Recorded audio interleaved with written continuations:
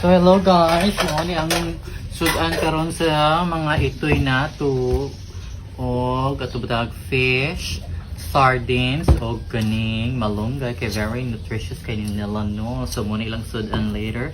So atin ning gamon og sinaba. So nibukal na jud siya, so init jud siya kaayo. So ang atong unang buhaton is pagbutang taan ng sardinas. Okay, sardinas nga bongga para lamit kaayo ilang kaon sa mga itoy. Oh, di ba?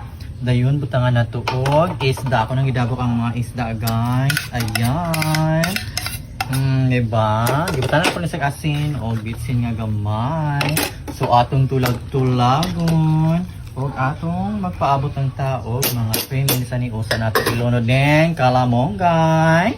Okay.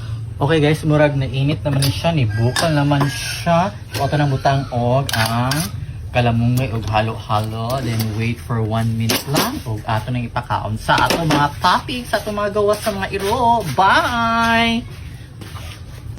And guys, ilunod na to ning kanon para mo kuan. Kanon mo na guys, atong tulag-tulagon. And that's it. Makakaon na ni sila daghan. Bye! Thanks already na ilang food na apa. So unahon sa natong pakaon si Miming. Dara nang kamiming, ready na ang kamiming.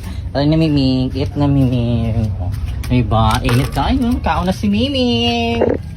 Hello guys, ayan na sila. Kainan na. Kain na. Kain na na. Ayan. Init pa ni kaayo. Lagi na mo din ha. Napo inyo nito ha. Ba, kauna sila. Init pa na kayo guys. Balik na siyang inita. So nangaon na sila. Ayan guys. Ito napakain ko ng mga dagko guys. Ayan. Tira mo.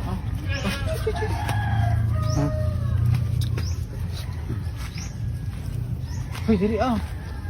Saan mo din eh? Oh. Hoy! Na. Ayan, kumain na sila.